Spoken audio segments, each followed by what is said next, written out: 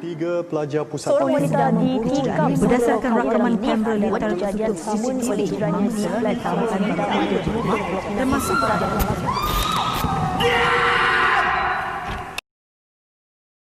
Bismillahirrahmanirrahim. Assalamualaikum dan salam sejahtera kepada penonton di luar sana yang sudi menonton siaran langsung yang eksklusif pada hari. Betul tu Muhammad. Topik yang akan kita bincangkan hari ini adalah topik yang agak berat, iaitu sex education. Untuk makluman para penonton di luar sana, hari ini kita bawakan khas tetamu jemputan untuk anda. Di hujung sana terdapat wakil daripada Polis Forensik Puan Fifi. Kami juga menjemput khas hari ini untuk membahaskan tentang topik kita pada hari ini, iaitu pakar psikiatri, iaitu Prof. Dr. Syahir. Kami juga menjemput writer terkenal di Malaysia, iaitu Puan Nadira. Dan akhir sekali tetamu jemputan hari ini ialah wakil daripada guru Malaysia, iaitu Puan Iliana. Baiklah, sekarang ni kes rokok kanak-kanak dan sebagainya agak beri rasa takut kepada ibu bapa di luar sana. Jadi, saya nak tanya pendapat Puan Iliana, bagaimana perkara seperti ini boleh berlaku? Serta apa yang boleh dilakukan sekiranya berlaku situasi tersebut kepada anak-anak? Terima kasih atas soalan yang diajukan. Berat soalan tu ya. Pertama sekali, masyarakat pelbagai golongan ni dia perlu sedar tau akan kepentingan sex education ni. Bila kita sebut pasal sex education ni, ramai yang bangkang sebab ingatkan kita ni macam ajar anak-anak kita bagaimana nak buat aksian, jaga apa kan. Kita tak ajar benda-benda tu. Kita cuma ajar mereka tentang private part. Macam lelaki dah akil balik, macam perempuan dah keluarnya darah rahim, satu yang selamat, satu yang tidak selamat. Itu adalah benda-benda basic, dan sex education ni agak luas sebenarnya. Bukan yang kita cakap pasal hubungan intim itu saja, sebab ini melibatkan dengan kita punya tubuh badan tau. Jadi kita sebagai ibu bapa ni tentang sex education ni perlu ajar mereka daripada awal lagi. Saya setuju dengan Puan sebab kadang-kadang ni masyarakat kita menyanggah anggapkan sex education ini yang sebenarnya. Okey, baiklah. Saya ingin mengajukan soalan ini pula kepada Prof. Anak-anak kita sekarang ini cenderung untuk bermain teknologi dan mempunyai ramai kawan di jiran perumahan mereka. Okey, pada pendapat Prof lah, kita sebagai ibu bapa, apakah tindakan yang wajar yang boleh kita ambil untuk mengelakkan situasi ini berlaku? Terima kasih untuk soalan tersebut. Ibu bapa haruslah prihatin dengan siapa anak mereka berkawan, terutama sekali anak perempuan. Ini adalah untuk memastikan mereka tidak menjadi mangsa cabul dan rogol. Bagi anak lelaki pula, ibu bapa haruslah tegas dalam mendidik mereka supaya mereka tahu membezakan perbuatan yang baik dan perbuatan yang buruk. Ibu bapa dan guru wajib mendidik anak-anak tentang pergaulan dalam Islam. Ramai yang terlepas pandang tentang perkara ini kerana mereka bersangkakan anak-anak mereka tidak akan melakukan perbuatan yang tidak senonoh tersebut. Puan Fifi, selaku Ketua Polis Forensik, pasti kes kematian seperti kanak-kanak yang dirogol, kemudian dibunuh dan dibakar pernah menjadi kes yang agak menggempakan bagi rakyat Malaysia satu ketika dahulu. Dari sudut pandangan Puan sendiri, apakah tindakan yang sewajarnya pihak kerajaan dan agensi yang berkaitan untuk memastikan perkara seperti ini tidak berlaku lagi? Maksud saya, sama ada pihak kerajaan ataupun agensi bukan kerajaan boleh lakukan untuk mengelakkan atau mencegah perkara ini berlaku. Cara yang saya ingin bentangkan ialah sebarkan template ringkas di media sosial dengan pertolongan badan kerajaan seperti pihak polis dan pihak hospital serta pihak yang berwajib untuk menjalankan tanggungjawab sosial ini. Cara yang lain pula ialah saya sendiri yang akan turun padang bersama rakan sepenjawat saya untuk menerangkan dan menasihati ibu bapa penjaga tentang betapa pentingnya perhatian dan sentuhan kasih sayang terhadap anak-anak serta bahayanya seks bebas. Bagaimana pula dengan kes ketiadaan ibu bapa di rumah? Perkara ini juga dapat menyumbang kepada berlakunya kes seks kepada kanak-kanak. Boleh tak Puan tolong jelaskan dengan lebih terperinci? Boleh-boleh, tiada masalah. Ketiadaan ibu bapa di rumah kerana keluar bekerja telah menjadikan remaja di bandar ini bebas daripada pengawasan. Natijahnya, hal ini telah memberi impak terhadap kemerosotan taraf sosial keluarga apabila berlaku pengabaian terhadap anak-anak yang dibiarkan bebas tanpa perhatian dan pengawasan yang sewajarnya daripada ibu bapa. Perubahan peranan ibu dan kesibukan mereka keluar bekerja mencari nafkah untuk menyara keluarga telah memberi kesan kepada institusi kekeluargaan secara keseluruhan keseluruhannya. Perubahan gaya hidup ini juga telah menjadikan hubungan ibu bapa dan anak-anak kurang mesra dan berlaku pengabaian kepada anak-anak. Ruang sosial di bandar akan mula menghimpit remaja kita dengan nilai dan gaya hidup baru yang menjanjikan gaya hidup kontemporari dan lebih canggih. Tambahan pula, faktor kawalan sosial yang agak longgar di kawasan bandar ini sedikit sebanyak memudahkan proses asimilasi gaya hidup baru ini. Berbeza dengan cara hidup remaja di luar bandar, mereka dituntut berada di rumah pada hujung minggu untuk membantu keluarga. Berlainan dengan cara hidup di bandar, di mana nilai baru menuntut remaja mengisi masa lapangnya keluar berhibur dengan teman-temannya di pusat membeli belah dan tempat awam yang lain. Kita tanya Puan Nadirah pula lah. Menyepi aja dia dekat situ Okey, baiklah. Puan selaku seorang penulis buku yang sering bercerita tentang alam semesta. Mungkin Puan juga ada pernah menulis tentang sains yang berkait dengan tubuh manusia kan? Seperti yang Puan Ilana bincangkan tadi tentang private part dan sentuhan selamat dan sebagainya. Boleh tak Puan ceritakan sedikit tentang perkara yang boleh dilakukan oleh ibu bapa untuk mengajar anak-anak tentang peranan tubuh badan mereka?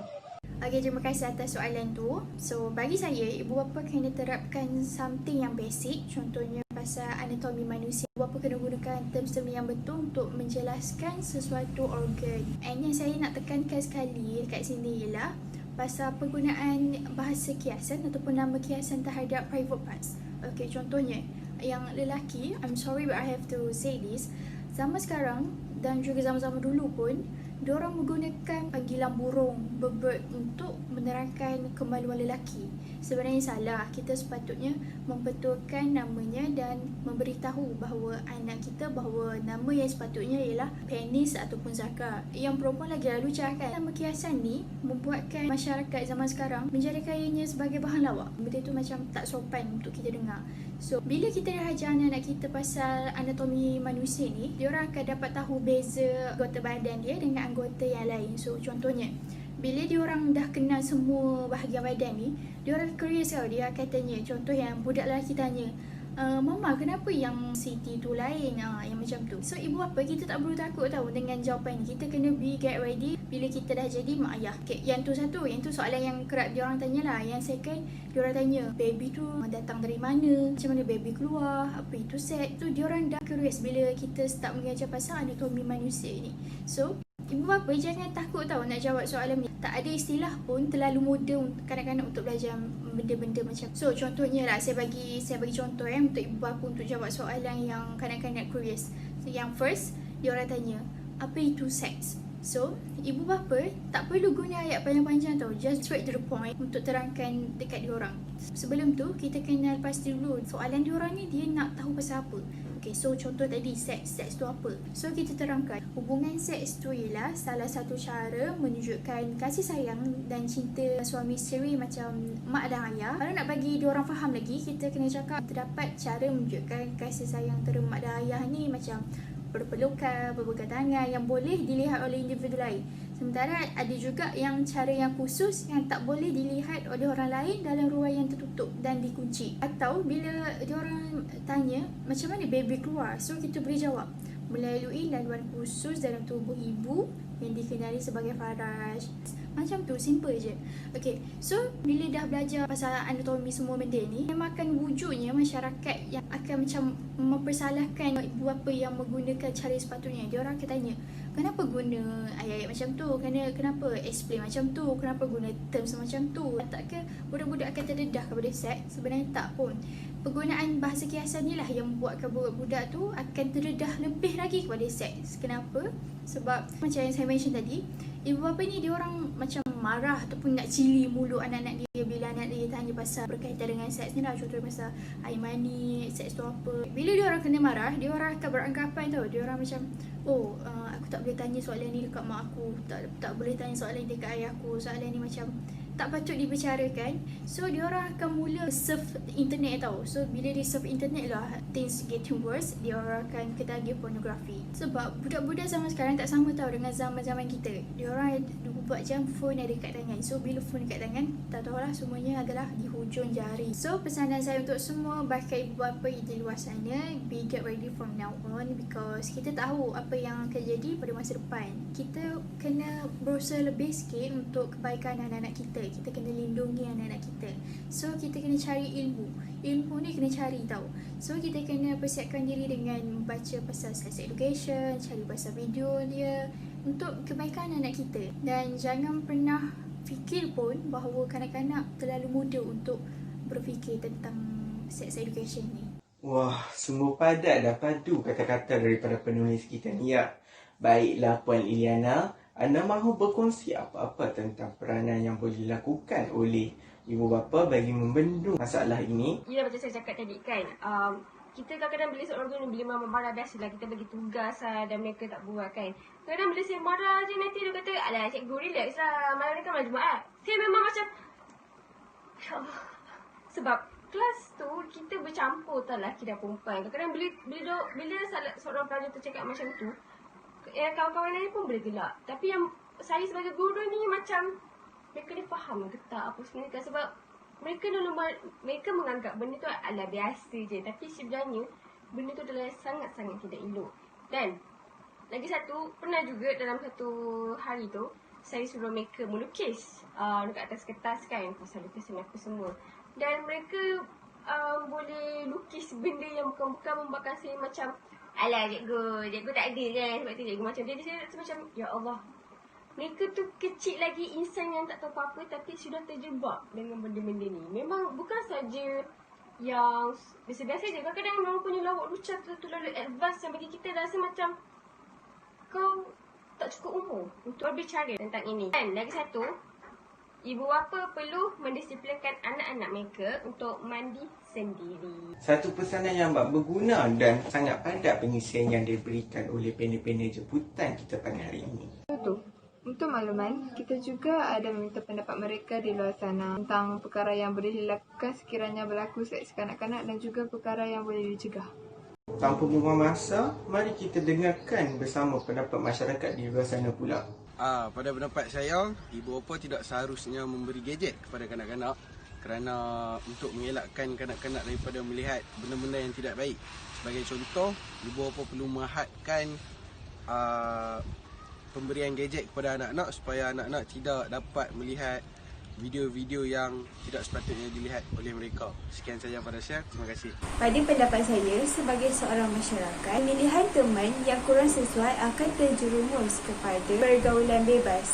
So, dalam memilih teman, kita perlulah memilih teman yang baik budi pekerti supaya surrounding persekitaran kita dikelilingi dengan orang-orang yang baik dan kita automatically akan terhindar daripada pergaulan bebas dan juga seks bebas.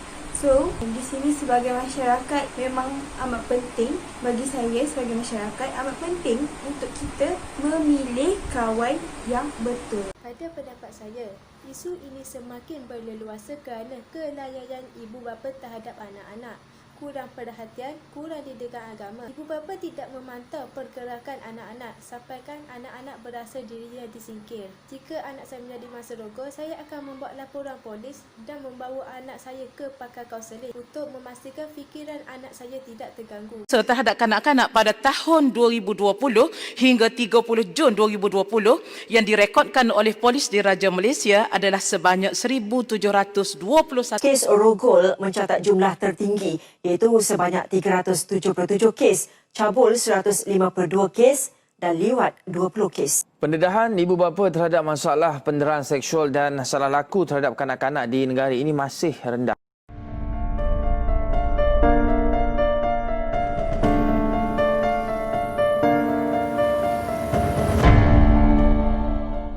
In 10 children will experience sexual abuse by 18.